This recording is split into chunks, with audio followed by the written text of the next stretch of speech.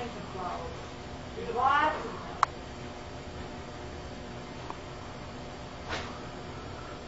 Lilies, I'm going to put very generous.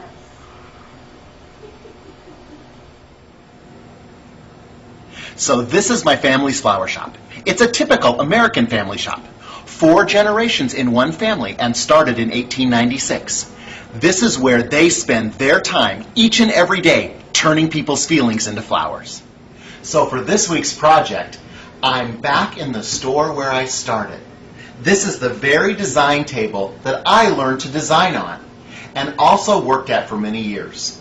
It's interesting because the Formica itself has even started to wear away. And when I was looking at it, I realized I made this hole myself. I just used my design knife and carved it out. It brings back a lot of memories. That's the great part about it. In every flower shop, there's memories. This is the line that we used and placed our orders on as we did them every day. And it's the same design table that we'll create the project on today. So, we'll start using 3 pots. I chose some distressed pots because I felt that they were really good looking, very organic, and because it's a garden party, it'll have that great garden look. This one I'm going to lay on its side. The other 2, I've placed a 6-inch liner inside and then placed my floral foam down inside. Beveling the edges of the floral foam, always to make sure that I'm going to have good placement. You'll notice that I kept the foam down below the edge of the container because our finished product is going to look like it's planted inside there. I want the foam to be below the container level. That way, the flowers will be looking like they're coming right out of the dirt. The liner down inside is going to hold moisture and water. Because it's going to be hot outside at the garden party, we want to make sure our flowers have plenty of water. But that way, we still have a great looking clay pot. For today's project, we're going to use garden flowers in a monobotanical nature, meaning one type of flower per container. That way each one will look like their own separate pot. We have sunflowers, hypericum, some beautiful Limonium, and great looking Liatris. All great for a garden party. My first step is to add some moss to the containers.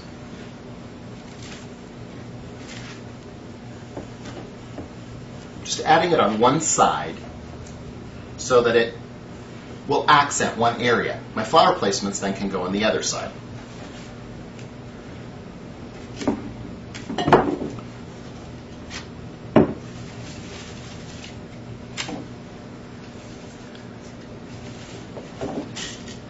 With the sunflowers, we're using them short and tight so that all the faces gather up together.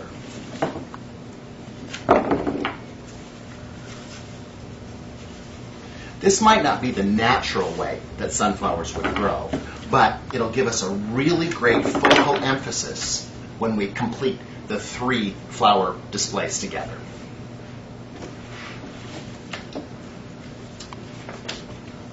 I'm going to add the hypericum in between. Now I know I talked about it being monotypical, just the sunflowers, but in this case I'm staying with that color range, and because it's a garden, I like having 2 textures together. Because they fall in that same color range together, it's going to be transparent. The one focal thing you see is the sunflowers, but this adds texture and interest. That's our first piece. Now we'll start on the second piece. I'm going to use bear grass because it looks great as a garden element. And I'm using the whole bunch by itself.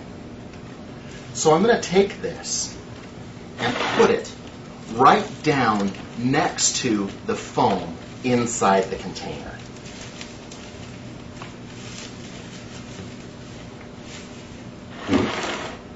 Notice how it hangs out naturally It splays itself dynamically, and it's going to create a large area. You'll see how great that looks when we place it on the round table outside.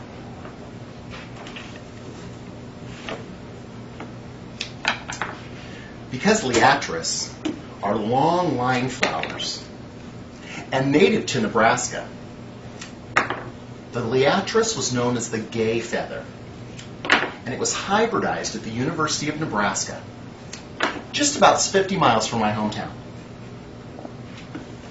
Because it grows in the wild, long and slender like this, that's how we'll use it in the design. It's also a great contrast to the short sunflower.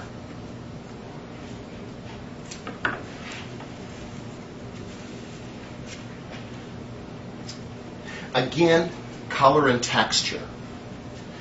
This misty blue limonium will look great as an accent in between here and be very reminiscent about how garden flowers grow. I think about back home in Michigan right now, my astilbe is growing and it's beautiful. It's all in bloom and it has that same type of appearance as this misty blue limonium does. So having this in here makes it appear really garden-like. I'm always cautious when I look at these pieces too to see how they're growing. So as they're growing this direction, I want to add them to the arrangement so they continue to fill out that way too. Notice how it's segmented. So I've got that there, the liatris together, and these shooting out the side. It's going to be perfect. We'll finish this up just by filling in with some of the moss around the base. It makes it look really natural. So now we're ready for the third part of our centerpiece. We'll use our pot and we're going to lay it on the side. And we'll have moss that's trailing out of that pot. Our accent piece in there will be a Galix rose.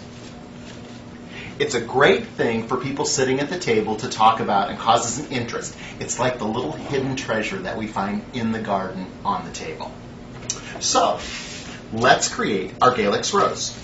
You'll remember back in one of our JTV webisodes, we created the Galix rose and dipped it into paint to give it a very cool Design Master silver finish. Today, we're going to make it natural. We'll take our first Galix leaf and roll it into a nice little cone just like that. Take our decorative metallic wire and wrap that around the base. That forms the center of the rose. We'll take our next leaf and wrap that around our center. And again, just attaching that with the wire by wrapping it around. We'll take two more leaves and wrap them tightly around the center and secure them with the metallic wire. That forms the direct center that we have in the Galix rose. The rest of it is simply adding leaves around the outside to increase the size of the rose. I vary the sizes and the colors.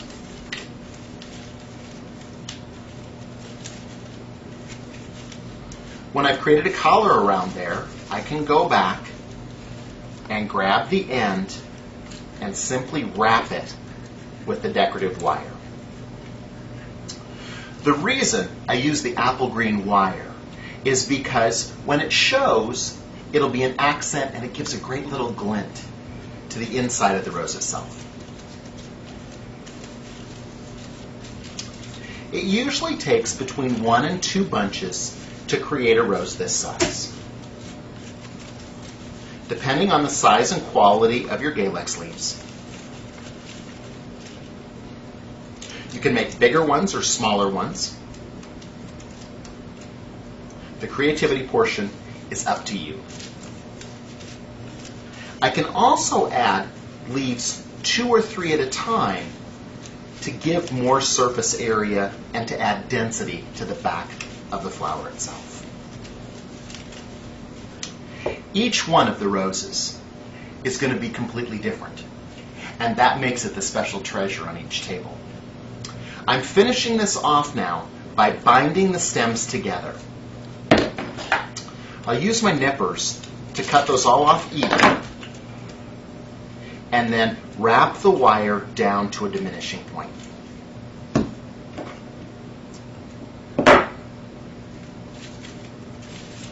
So then our Galex rose will fit inside the pot. That's 2 down, and our pieces all fit together like this. Our 3 pots will sit together on the table like that. What a great creative garden landscape for our perfect garden party. Because the theme of the party is a garden party and the invitations included pink roses, on some of the tables I can drop a couple pink roses in right around the base of the larger arrangement.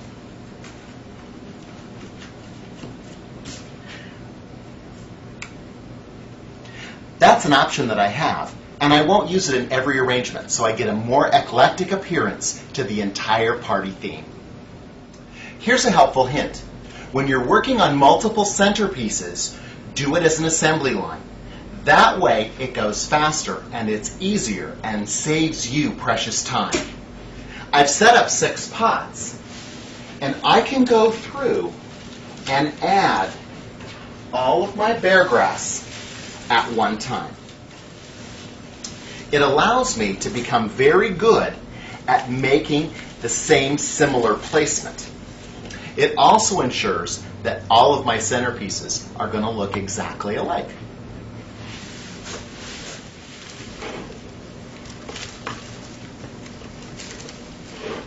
See how fast that starts to go?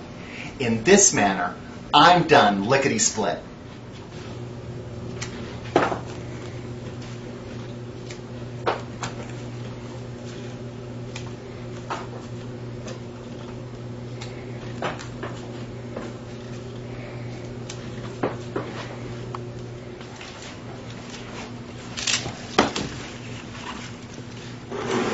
Remember, any type of spike flower will work. So where I've used liatris, I can also use snapdragons, and in this case, gladiolas too.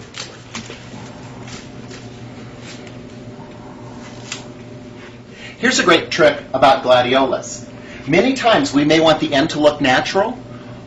In that case, the gladiola stems are all curving different directions. If we want it to be more structured, we can slip in and just pop up the tip of the glad. It also helps us get that coloration right to the top surface too. It's a fun trick for a botanical or structured look from one flower.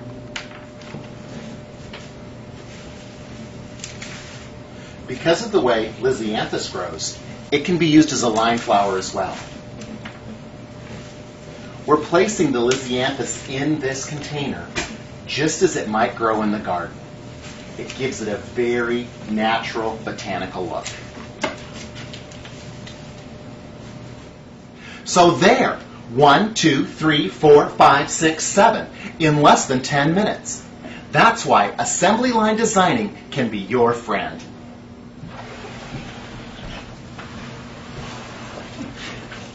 Now these are our focal arrangements, like the ones we did with the sunflowers, but in this case we're going to use different types of flowers to create each one of them.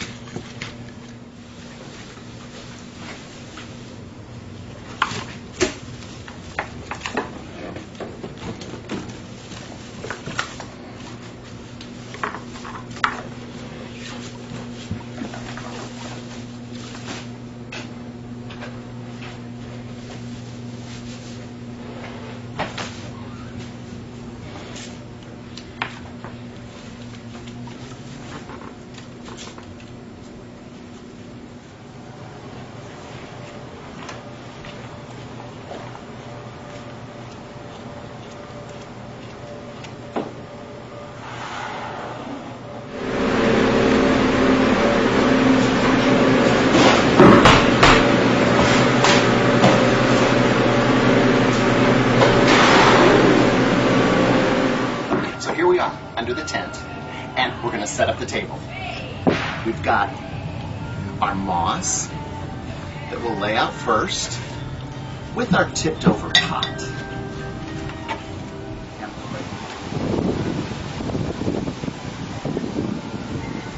We'll place the Galix rose inside this pot. We'll add our sunflower. That looks great. And our tall ones with the bear grass. It's a great garden centerpiece, and it's a collection of pots together. A super way to create a garden party.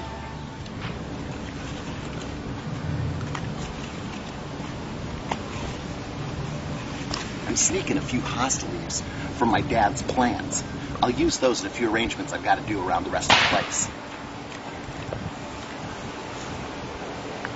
Wouldn't be a flower event if we didn't have flowers in the bathroom. This great little shelf up here, we'll just put a block of foam up there, and then I'll be able to add some floral content right there. But that'll be a perfect spot. Now, because I'm going to have overflow, I'm going to make it outside here on the grass. First thing I'm going to do is just take a section out of the foam. My bear grass will sit behind there like that.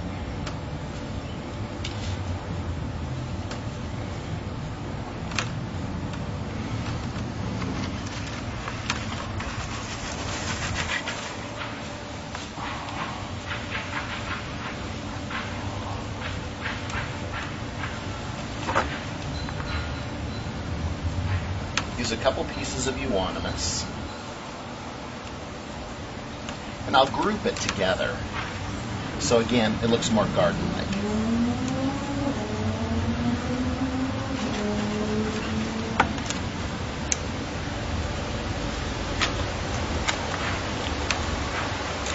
Some hosta leaves. That covers up a lot of the foam.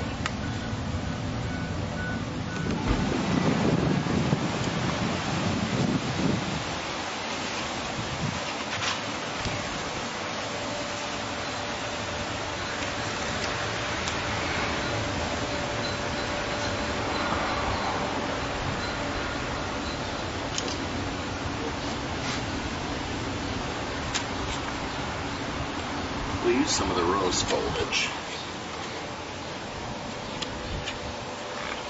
Now we'll just have to add a few pieces of spring on it.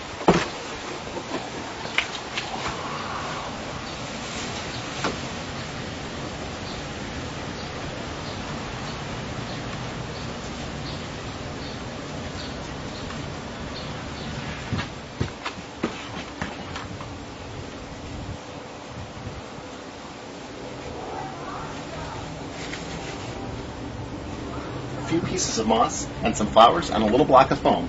A simple, great-looking porta-potty flower decoration.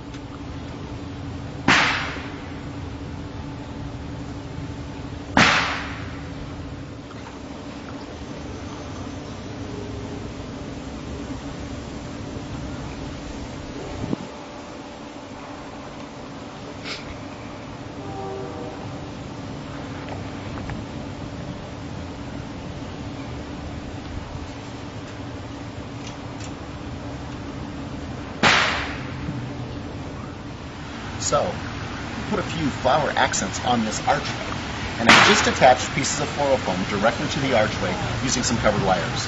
That way I've got a water source, and it also gives me a place to stick some flowers and make the accents happen.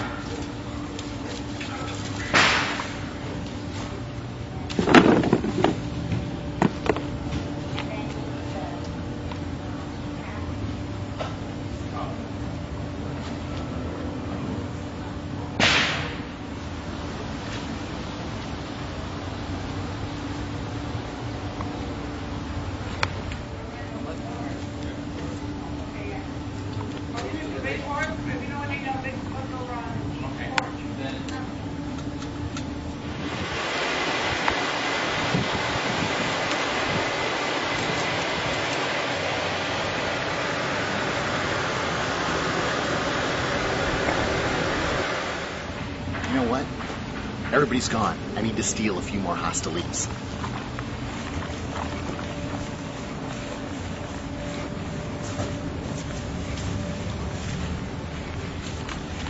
Shh, don't tell Dad.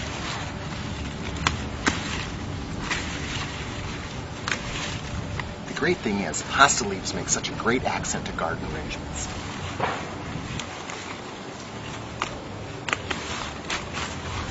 We take a few off the backside, he'll never know.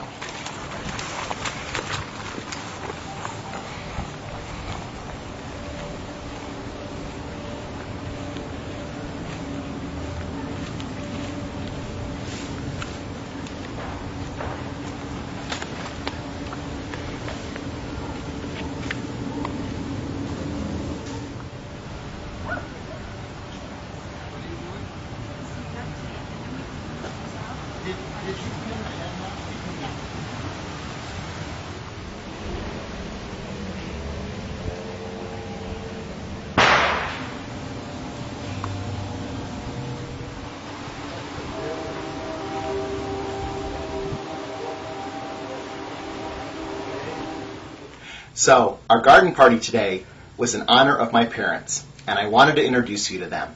It was their 60th wedding anniversary. And so, ladies and gentlemen, Mel and Joey Schwanke. My dad is a past president of the Society of American Florists.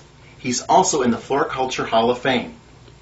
My mother is a Tommy Bright recipient and also a professional floral communicator international. Her and I are the only PFCI members that are mother and son. So, garden party today.